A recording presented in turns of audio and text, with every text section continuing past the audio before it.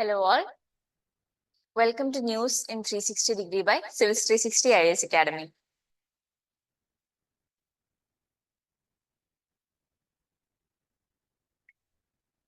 Okay. So, Supreme Court bulldozer കൾച്ചറിനെ illegal ആയിട്ട് declare ചെയ്തു എന്ന് പറഞ്ഞിട്ടുള്ള ഒരു ന്യൂസ് ആണ്. അതായത് നമ്മൾ ന്യൂസിലൊക്കെ കണ്ടിട്ടുണ്ടാവും, യുപിയിലും രാജസ്ഥാനിലും MP-യിലും ഒക്കെ അക്യൂസ്ഡ് ആയിട്ടുള്ള ആൾക്കാരുടെ വീടുകളൊക്കെ ബുൾഡോസർ കൊണ്ടുവന്ന് ഇല്ലീഗൽ കൺസ്ട്രക്ഷൻസ് ആണെന്നൊക്കെ പറഞ്ഞ് ഇടിച്ചു പൊളിക്കുന്നതും അത് ഇല്ലീഗൽ ആണ് എന്ന് പറഞ്ഞിട്ട്. ഇൻഫാക്ട് എൻക്രോച്ച്മെന്റ് ആയിട്ടുള്ള പ്രോപ്പർട്ടി ആണെങ്കിൽ പോലും പ്രോപ്പർ ആയിട്ട് 15 ഡേയ്സിന്റെ നോട്ടീസ് ഒക്കെ കൊടുത്തിട്ട് വേണം ഇങ്ങനത്തെ റേസിംഗ് പോലത്തെ നടപടികളിലേക്ക് കടക്കാനെന്ന് സുപ്രീം കോടതി പറഞ്ഞിട്ടുണ്ട്. സോ ഇത് സുപ്രീം കോടതി ആർട്ടിക്കിൾ 142 കീഴിലുള്ള പ്രൊവിഷൻസ് യൂസ് ചെയ്തിട്ടാണ് ഇങ്ങനെ ബൈൻഡിങ് ആയിട്ടുള്ള ഡയറക്ഷൻസ് കൊടുത്തിട്ടുള്ളത്. സോ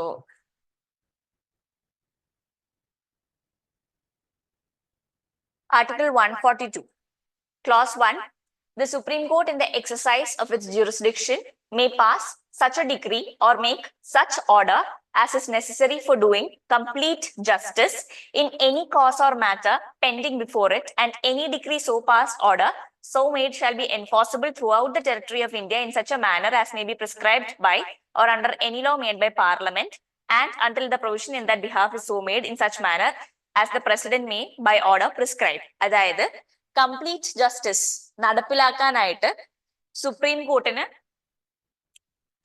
സുപ്രീം കോർട്ടിന്റെ കീഴിൽ കിടക്കുന്ന ഏതെങ്കിലും കേസിന്റെ പുറത്ത് ഡിക്രീസ് പാസ് ചെയ്യാനുള്ള അധികാരമുണ്ട് എന്ന് പറയുന്ന ആർട്ടിക്കിളാണ് ആർട്ടിക്കിൾ 142. അതായത് ബൈൻഡിങ് ഒബ്ജക്റ്റീവ്സ് നടപ്പിലാക്കാൻ പറ്റും. അങ്ങനെ സുപ്രീം കോടതി പാസ്സാക്കുന്ന directives entire throughout the territory of India ആപ്ലിക്കബിളും ആയിരിക്കും. അത് പാർലമെന്റ് ഒരു നിയമം വഴിയോ അല്ലെങ്കിൽ പാർലമെന്റ് നിയമം ഉണ്ടാക്കുന്നത് വരെ പ്രസിഡന്റിന്റെ ഓർഡർ വഴിയോ എൻഫോഴ്സ് ചെയ്യേണ്ടതാണ് എന്ന് പറയുന്ന ആർട്ടിക്കിളാണ് ആർട്ടിക്കിൾ 142.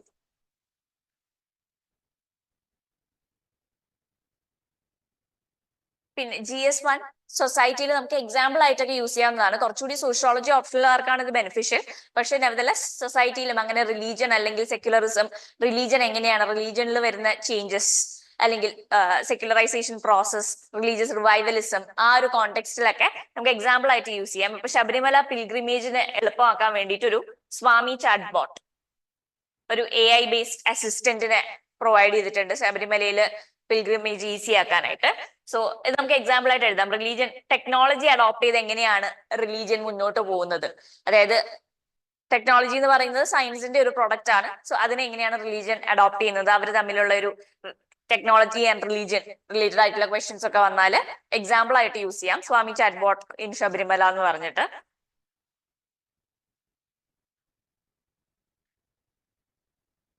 ഡീലിമിറ്റേഷൻ എക്സസൈസിനെ പറ്റിയിട്ടുള്ള ഒരു ആർട്ടിക്കിൾ ആണ്. ഈ ഡീലിമിറ്റേഷൻ എക്സസൈസ് ഇനി പുറത്തു വരാൻ പോകുന്ന സെൻസസ് കഴിഞ്ഞിട്ട് 2026 കൂടി ഡീലിമിറ്റേഷന്റെ ഫ്രീസിങ് നടപ്പിലാക്കിയിരുന്നത് നിർത്തലാവും. അപ്പൊ അത് കഴിഞ്ഞിട്ട് വരുന്ന ഡീലിമിറ്റേഷൻ എക്സസൈസ് എന്തൊക്കെയാണ് അതിൽ ഉണ്ടാവുന്ന കുറവുകൾ, എന്തൊക്കെയാണ് അതിൽ വരാൻ പോകുന്ന ഇഷ്യൂസ്, എങ്ങനെ വേണം അതിനെ അപ്രോച്ച് ചെയ്യാൻ, അത് ഇന്ത്യയുടെ ഫെഡറൽ സ്ട്രക്ചറിനെ എങ്ങനെയായിരിക്കും ബാധിക്കുക എന്നൊക്കെ ഔട്ട്ലൈൻ ചെയ്യുന്ന ഒരു ആർട്ടിക്കിൾ ആണ്.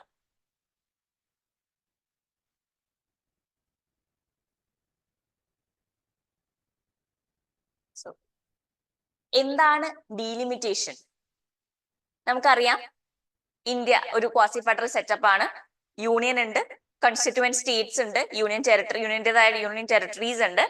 അപ്പോ ഈ ലോക്സഭ നമ്മുടെ ഹൗസ് ഓഫ് പീപ്പിളിലേക്കും പിന്നെ സ്റ്റേറ്റിന്റെ കാര്യം പറയുകയാണെങ്കിൽ സ്റ്റേറ്റ് ലെജിസ്ലേറ്റീവ് അസംബ്ലീസിലേക്കും ഇലക്ഷന് വേണ്ടിയിട്ട് നമ്മൾ കോൺസ്റ്റിറ്റ്യുവൻസീസ് ആയിട്ട് നമ്പർ ഓഫ് സീറ്റ്സ് ആയിട്ട് തിരിച്ചിട്ടുണ്ട്.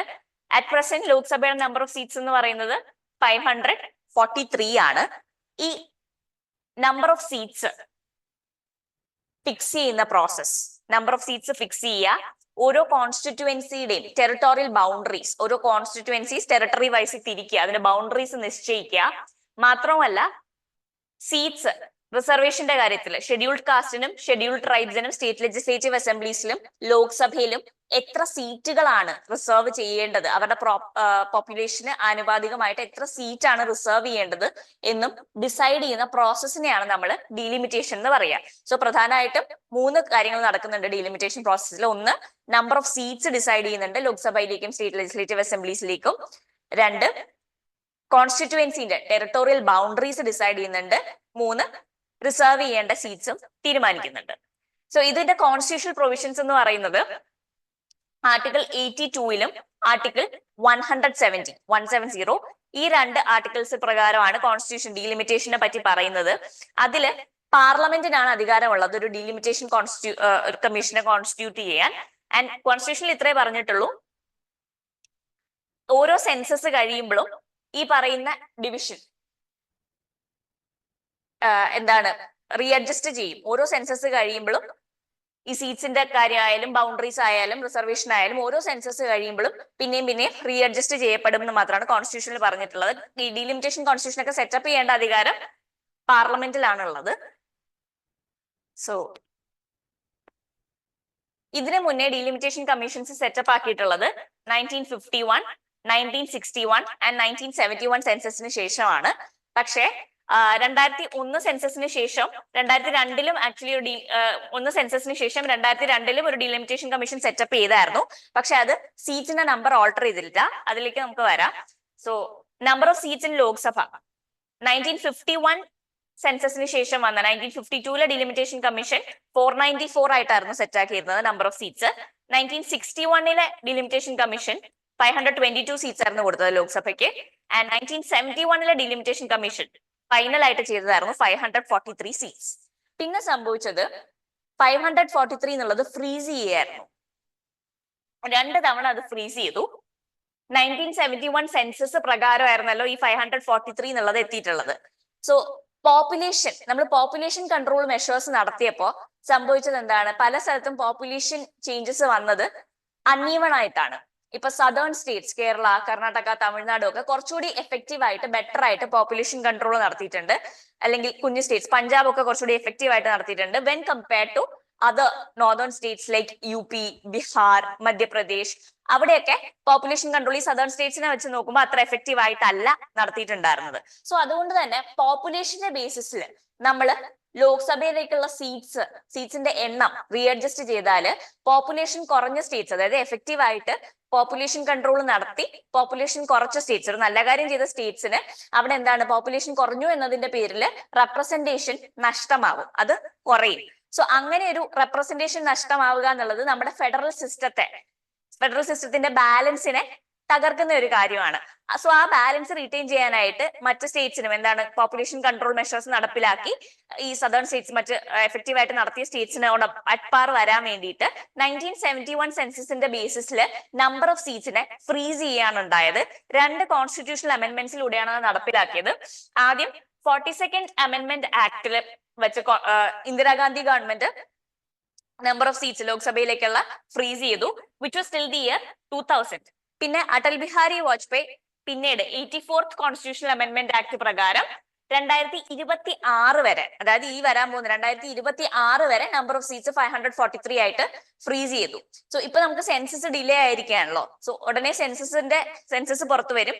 അത് കഴിയുമ്പോൾ പിന്നെ 2029 കൂടി ഡീലിമിറ്റേഷൻ ഉണ്ടാവും എന്നാണ് പറയുന്നത്.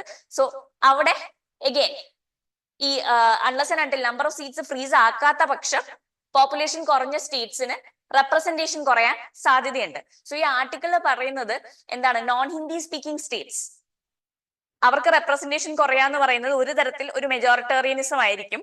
ഹിന്ദി സ്പീക്കിംഗ് സ്റ്റേറ്റ്സിന്റെ ഒരു ഡോമിനേഷൻ ഉണ്ടാവാൻ സാധ്യതയുണ്ട്. ഓൾറെഡി നോൺ ഹിന്ദി സ്പീക്കിംഗ് സ്റ്റേറ്റ്സിന് ഒരു തരം ഡിസെൻചാൻമെന്റ് ഉണ്ട്. കാരണം സദേൺ സ്റ്റേറ്റ്സ് പിന്നെ മഹാരാഷ്ട്ര പോലത്തെ സ്റ്റേറ്റ്സ് ഒക്കെ അവരുടെ പോപ്പുലേഷൻ എത്രയുണ്ടോ അതിനെക്കാട്ടിലും കൂടുതൽ കോൺട്രിബ്യൂട്ട് ചെയ്യുന്നുണ്ട് ഇക്കണോമിക്കലി നേഷന് വേണ്ടിയിട്ട്. പക്ഷെ സെന്ററിന്റെ കയ്യിൽ നിന്ന് അവർക്ക് കിട്ടുന്ന ഫണ്ട്സ് വളരെ കുറവാണ്. പക്ഷെ അതേസമയം UP, ബീഹാർ പോലത്തുള്ള States, the poorer States, they are getting more share from the centre. അത് കിട്ടുന്നുമുണ്ട്. എന്നാൽ പോപ്പുലേഷൻ കാര്യമായിട്ട് സദേൺ സ്റ്റേറ്റ്സിന് അത്ര കുറയുന്നുമില്ല. അപ്പൊ അവർക്ക് പിന്നെയും റെപ്രസെന്റേഷൻ കിട്ടുക എന്ന് പറയുന്നത് ശരിക്കും മാർജിനലൈസ് ചെയ്യുന്നതായിരിക്കും സദേൺ സ്റ്റേറ്റ്സിനെ. അവരുടെ ഡെവലപ്മെന്റിനെ അത് ബാധിക്കാൻ സാധ്യതയുണ്ട്. ഫെഡറൽ സിസ്റ്റത്തിന് അത് യോജിച്ചതല്ല എന്ന് പറയുന്ന ഒരു ആർട്ടിക്കിൾ ആണ്. സോ അതിനുവേണ്ടി എന്തെങ്കിലുമൊക്കെ മെഷേഴ്സ് എടുക്കണം എന്നാണ് പറയുന്നത്. അപ്പൊ 2026 സെൻസസിന് ശേഷം 2026 വരെ ഈ സീറ്റ് ഫ്രീസിങ് ഉണ്ടാവുന്നുള്ളൂ. പിന്നീട് ഈ പറയുന്ന എന്താണ് ഡീലിമിറ്റേഷൻ ഉണ്ടാവും എന്നാണ് പറയുന്നത്. സോ ഇപ്പൊ നേരത്തെ പറഞ്ഞു 2071 സെൻസസിന് ശേഷം നമ്പർ ഓഫ് സീറ്റ്സ് ഫ്രീസ് ചെയ്തു. പക്ഷെ പിന്നെയും 2022 ഒരു ഡീലിമിറ്റേഷൻ കമ്മീഷൻ ഉണ്ടായിരുന്നു. അത് എന്തിനാണെന്ന് വെച്ചാൽ നമ്പർ ഓഫ് സീറ്റ്സ്, നമ്മൾ നേരത്തെ പറഞ്ഞു ഡീലിമിറ്റേഷനിൽ 3 കാര്യങ്ങളുണ്ട്. ഒന്ന് നമ്പർ ഓഫ് സീറ്റ്സ് ഫിക്സ് ചെയ്യുക, 2 ടെറിട്ടോറിയൽ ബൗണ്ടറീസ് ഡിറ്റർമിൻ ചെയ്യുക, 3 reservation four schedule caste and schedule tribe determine ചെയ്യാം.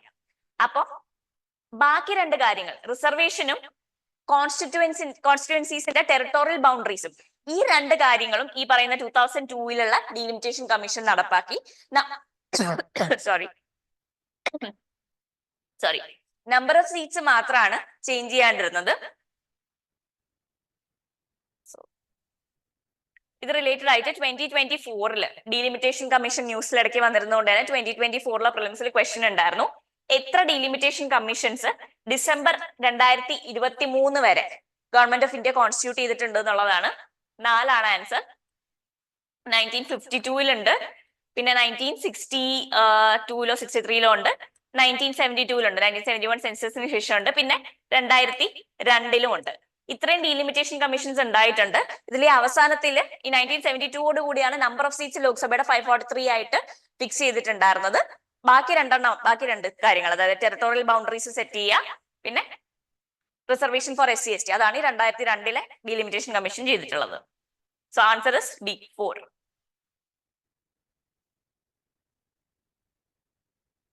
പ്രധാനമന്ത്രി ഉജ്ജ്വല യോജനയുടെ ഇമ്പാക്റ്റിനെ പറ്റിയിട്ടാണ് സംസാരിക്കുന്നത്. ഇതിൽ സ്പെസിഫിക്കലി ജമ്മു ആൻഡ് കശ്മീരിന്റെ കാര്യമാണ് പറഞ്ഞിട്ടുള്ളത്. സോ ജമ്മു ആൻഡ് കശ്മീർ ഈ സ്കീം എങ്ങനെയാണ് വർക്ക്ഔട്ട് ആയിട്ടുള്ളത്, എത്ര ശതമാനം ക്ലീൻ ഫ്യൂവലിലേക്ക് സ്വിച്ച് ചെയ്തു, എന്തൊക്കെയാണ് ഇഷ്യൂസ് ഉള്ളത്. പക്ഷേ ഈ ഇഷ്യൂസ് മെൻഷൻ ചെയ്തിട്ടുള്ളത് നമുക്ക് ജനറലി ഈ സ്കീമിന്റെ ഇഷ്യൂസ് ചോദിച്ചാലും ലിമിറ്റേഷൻസ് ചോദിച്ചാലും നമുക്ക് എഴുതാവുന്നതാണ്. സോ സ്കീം പ്രധാനമന്ത്രി ഉജ്ജ്വല യോജന PMUY മെയ് 2016 ഇത് ലോഞ്ച് ചെയ്തിട്ടുള്ളത്. Nodal ministry of petroleum and natural gas. ഇതിന്റെ എയിം എന്ന് പറയുന്നത് LPG ഗ്യാസ് സിലിണ്ടർ പ്രൊവൈഡ് ചെയ്യാൻ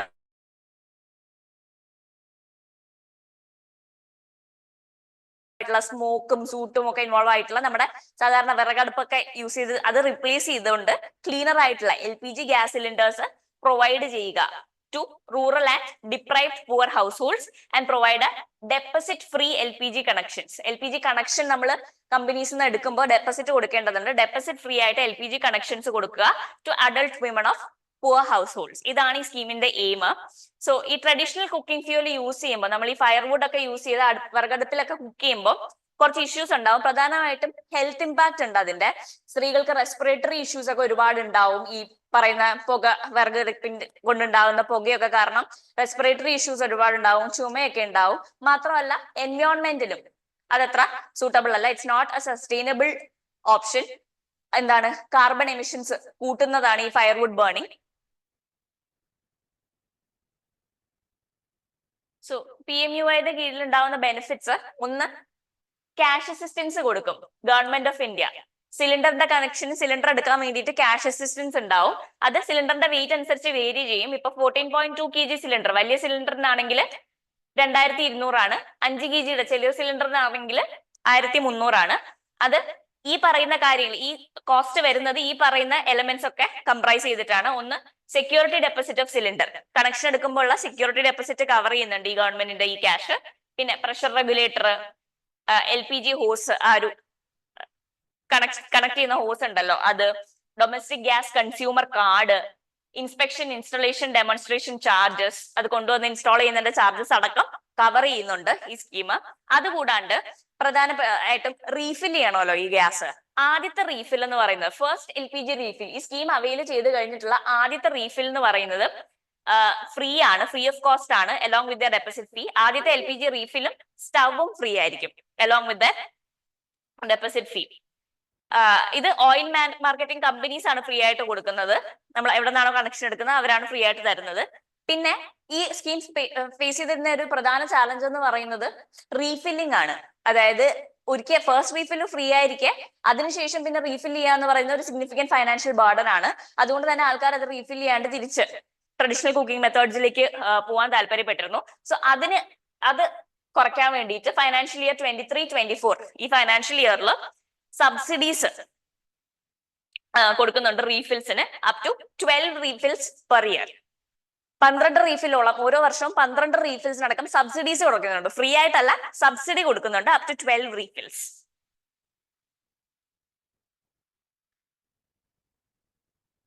പിന്നെ ഈ ആർട്ടിക്കിളിൽ പറഞ്ഞിട്ടുള്ളത് എന്തൊക്കെയാണ് ചാലഞ്ചസ് ഈ PMUIയുടെ ഞാൻ നേരത്തെ പറഞ്ഞ പോലെ കശ്മീരിന്റെ കോണ്ടെക്സ്റ്റിലാണ് പറയുന്നത് എങ്കിലും ഇൻ ജനറൽ നമുക്ക് എഴുതാവുന്ന പോയിന്റ്സ് ആണിത്. ഒന്ന്, lack of awareness of health benefits of LPG. ഈ ഫ്യൂവൽ വുഡ് ഉപയോഗിച്ച് കുക്ക് ചെയ്യുമ്പോൾ എന്തൊക്കെയാണ് ഹെൽത്തിന് ഡെട്രിമെന്റൽ ആയിട്ട് ഉണ്ടാവുന്ന പ്രശ്നങ്ങൾ എന്തൊക്കെയാണെന്നുള്ളതിനെ പറ്റി പലപ്പോഴും അവയർ അല്ല. ക്ലീനർ കുക്കിംഗ് ഫ്യൂവലിലേക്ക് എന്തുകൊണ്ട് സ്വിച്ച് ചെയ്യണം എന്നുള്ള ഒരു കാര്യം ആക്ച്വലി പലരും അവയർ അല്ല. പിന്നെ financial cost of refilling of cylinders as a burden. Subsidy കൊടുക്കുന്നുണ്ടെങ്കിൽ പോലും ഫൈനാൻഷ്യൽ കോസ്റ്റ് പുവർ ഹൗസ് ഹോൾഡ്സിന് പലപ്പോഴും ഒരു ബർഡൻ തന്നെയാണ്. പിന്നെ cultural attachment to traditional cooking methods.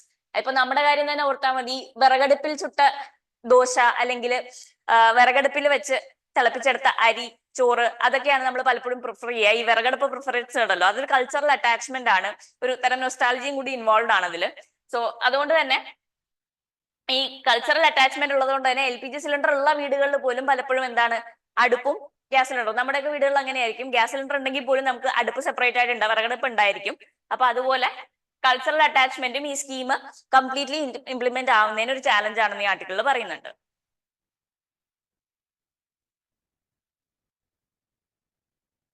പിന്നെ IR പെർസ്പെക്റ്റീവില് ഒരു ഇന്ത്യൻ ഓഷ്യൻ ഡയലോഗ് ഇന്ത്യയും US തുടങ്ങിയിട്ടുണ്ട് എന്നുള്ളതാണ്. ഇത് ഇൻഡോ പസഫിക് റീജിയനിൽ ഇന്ത്യൻ ഓഷ്യൻ റീജിയൻ ഡയലോഗ് ഉണ്ട് എന്നുള്ളത് നമുക്ക് എഴുതാവുന്നതാണ്.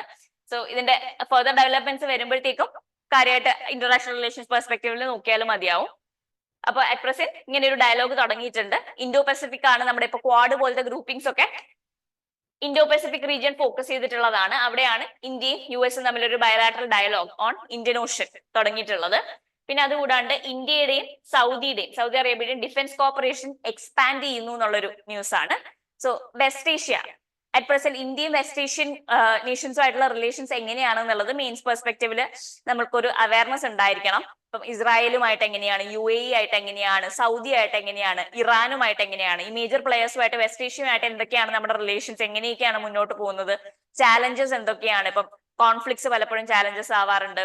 പിന്നെ ഇപ്പം അവിടുത്തെ സെക്യൂരിറ്റി ഇഷ്യൂസ്, പിന്നെ US സാങ്ഷൻസ്, ഓയിൽ ഇപ്പൊ ഇറാന്റെ നിന്ന് ഇമ്പോർട്ട് ചെയ്യുന്നതിന് US സാങ്ഷൻസ് ഒക്കെ ഇഷ്യൂസ് ആവുന്നുണ്ട്. സോ എന്തൊക്കെയാണ് ചാലഞ്ചസ് റിലേഷൻസിൽ വരുന്നത്, ആ ഒരു പെർസ്പെക്റ്റീവിൽ ഇന്ത്യ വെസ്റ്റ് ഏഷ്യ റിലേഷൻസ് എങ്ങനെയാണെന്നുള്ളതിൽ ഒരു അവയർനെസ് ഉണ്ടായിരിക്കണം ന്യൂസിൽ വരുമ്പോ.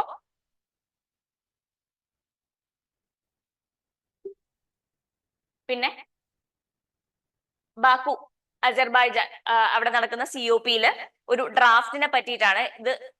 എന്താണ്, ഫൈനാൻസ് COP ആണല്ലോ, അപ്പം ഒരു 5 ട്രില്യൺ ക്ലൈമറ്റ് ഫൈനാൻസിന് വേണ്ടി മൊബിലൈസ് ചെയ്യണം എന്നുള്ളൊരു ഡ്രാഫ്റ്റ് ഡെവലപ്പിംഗ് കൺട്രീസ് ഡെവലപ്പ് ചെയ്തതിനെ പറ്റിയിട്ടുള്ള ഒരു ന്യൂസ് ആണ്. ഒന്നും ഫൈനലൈസ് ആയിട്ടില്ല, ഇങ്ങനെ ഒരു ഡെവലപ്മെന്റ് ഉണ്ട്. പിന്നെ അതുകൂടാണ്ട് ബുക്കർ പ്രൈസ് ഇപ്രാവശ്യം കിട്ടിയിരിക്കുന്നത് ഒരു ബ്രിട്ടീഷ് റൈറ്ററിനാണ്.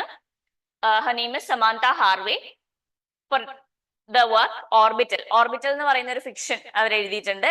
അതിന്റെ തീം എന്ന് പറയുന്നത് ഇന്റർനാഷണൽ സ്പേസ് സ്റ്റേഷനിൽ സ്പെൻഡ് ചെയ്ത ഒരു ദിവസത്തെ വിവരിച്ചുകൊണ്ടുള്ള ഒരു ഫിക്ഷണൽ വർക്ക് ആണ് ഓർബിറ്റൽ.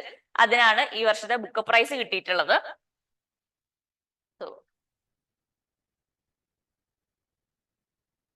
ബുക്ക് പ്രൈസ് എന്താണ് ബേസിക്സ് എന്നുള്ളത് ശരിക്കും ഒരുപാട് പ്രൈസ് ഒരു വട്ടം പ്രിലിംസിൽ ചോദിച്ചിട്ടുണ്ട് ബുക്ക് പ്രൈസിനെ പറ്റിയിട്ട്. പക്ഷെ ഒരുപാട് ഇന്റർനാഷണൽ പ്രൈസസ് ഉള്ളത് കൊണ്ട് തന്നെ എല്ലാം പഠിച്ചിട്ട് പോവാന്ന് പറയുന്നത് ഫീസിബിൾ ആയിട്ടുള്ള ഒരു കാര്യമല്ല. എങ്ങനെയായിരിക്കും ചോദിക്കുക എന്നുള്ളത് നമുക്ക് ഡീറ്റെയിൽ ആയിട്ട് പറയാൻ പറ്റില്ല. ബട്ട് ജസ്റ്റ് ബേസിക്കലി ബുക്ക് പ്രൈസിനെ പറ്റി പറയുകയാണെങ്കിൽ ലീഡിംഗ് ലിറ്റററി അവാർഡാണ്. ഇപ്പൊ ഇന്ത്യൻസിന് അവാർഡ് കിട്ടിയിട്ടുണ്ട്. സൽമാൻ റഷ്ദി, അരവിന്ദ് അഡിഗ, വൈറ്റ് ടൈഗർ എഴുതിയ അരവിന്ദ് അഡിഗ, അവർക്കൊക്കെ ഈ അവാർഡ് കിട്ടിയിട്ടുണ്ട്. ഇത് UK 1969 ഫൗണ്ട് ചെയ്തിട്ടുള്ളത്. And initially rewarded Commonwealth writers, Commonwealth നേഷൻസിലെ റൈറ്റേഴ്സിനായിരുന്നു ആദ്യമായിട്ട് കൊടുത്തിരുന്നത്. ഇപ്പൊ it expands throughout the globe, ലോകത്തുള്ള എവിടെയും. ഇതിന്റെ ക്രൈറ്റീരിയ എന്ന് പറയുന്നത് ഇംഗ്ലീഷിൽ ഒറിജിനലി എഴുതിയ വർക്ക്സിനെ അവാർഡ് ചെയ്യുക എന്നുള്ളതാണ് criteria. Eligibility originally written in English, അതായത് ട്രാൻസ്ലേറ്റഡ് വർക്ക് ആവരുത്. It must be originally written in English. And UK അയർലൻഡിലോ ഈ വർക്ക് പബ്ലിഷ് ചെയ്തിരിക്കണം. ഈ അവാർഡ് കിട്ടേണ്ട ആ വർഷം അത് UK അയർലൻഡിലോ പബ്ലിഷ് ചെയ്തിരിക്കണം. ഓഥർ UK അയർലൻഡിലോ ഓഥർ ഒരു UK സിറ്റിസണോ അല്ലെങ്കിൽ ഐറിഷോ ആവണം എന്നില്ല. സിറ്റിസൺഷിപ്പ് എവിടെ വേണോ ആവാം. UK അയർലൻഡിലോ ഈ ബുക്ക് പബ്ലിഷ് ചെയ്തിരിക്കണം. ഒറിജിനലി ഇംഗ്ലീഷിലായിരിക്കണം. ട്രാൻസ്ലേഷൻ ആവരുത് വർക്ക്. പിന്നെ ഇത് പബ്ലിഷ് ചെയ്തിരിക്കുന്നത് സെൽഫ് പബ്ലിഷ്ഡ് ആവരുത്. രജിസ്റ്റേർഡ് ആയിട്ടുള്ള UK ഐറിഷിലോ പബ്ലിഷിംഗ് ഹൗസ് വേണം ഇത് പബ്ലിഷ് ചെയ്യാനായിട്ട്. സെൽഫ് പബ്ലിക്കേഷൻ അലൗഡ് അല്ല. എലിജിബിൾ അല്ല ഈ അവാർഡിന്. പിന്നെ ഇത് കൂടാണ്ട് Booker Prize is different from international Booker Prize. International Booker Prize എന്ന് പറയുന്നത് ട്രാൻസ്ലേറ്റഡ് വർക്ക് ഇൻ ഇംഗ്ലീഷിന് കൊടുക്കുന്നതാണ് ഇന്റർനാഷണൽ ബുക്കർ പ്രൈസ്. സോ ഇത് രണ്ടാണെന്നുള്ളത് ജസ്റ്റ് ഓർത്ത് വെച്ചേക്കാം. പിന്നെ ഒരു ന്യൂസ് ഉള്ളത് flights to Bali cancelled after volcanic eruption. ബാലിയിലെ ഒരു വോൾക്കാനിക് എറപ്ഷൻ കാരണം, വോൾക്കാനിക് എറപ്ഷന് ശേഷം നമുക്കറിയാം ആഷ്, പൈറോപ്ലാസ്റ്റിക് ഡെബ്രി, ഈ ആഷ് ഒക്കെ ഒരുപാട് കിലോമീറ്റേഴ്സോളം മുകളിലേക്ക് പോകും. അപ്പൊ ഫ്ലൈറ്റ്സിന്റെ വിസിബിലിറ്റി ഹാമ്പർ ആവുന്ന കാരണം ഫ്ലൈറ്റ് ക്യാൻസൽ ചെയ്തു എന്നുള്ളൊരു ന്യൂസ് ആണ്. സോ വേൾഡ് ജോഗ്രഫി പെർസ്പെക്റ്റീവിൽ എവിടെയാണ് ബാലി എന്നുള്ളത്? ബാലി നമുക്കറിയാം, Bali is an island which is a part of Indonesia.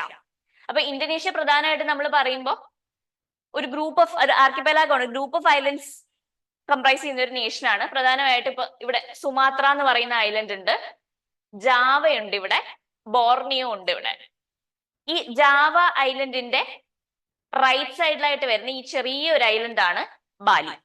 It's a very small island. ജാവയുടെ ഏറ്റവും ഈസ്റ്റേൺ മോസ്റ്റ് ടിപ്പിന്റെ ഇപ്പുറം കിടക്കുന്ന ഒരു ചെറിയ ഐലൻഡ് ആണ് ബാലി. അപ്പൊ ബാലിയുടെ ലൊക്കേഷൻ എവിടെയാണ്? സുമാത്രയിലല്ല, ജാവയുടെ റൈറ്റിൽ കിടക്കുന്ന ഒരു കുഞ്ഞു ഐലൻഡ് ആണ്.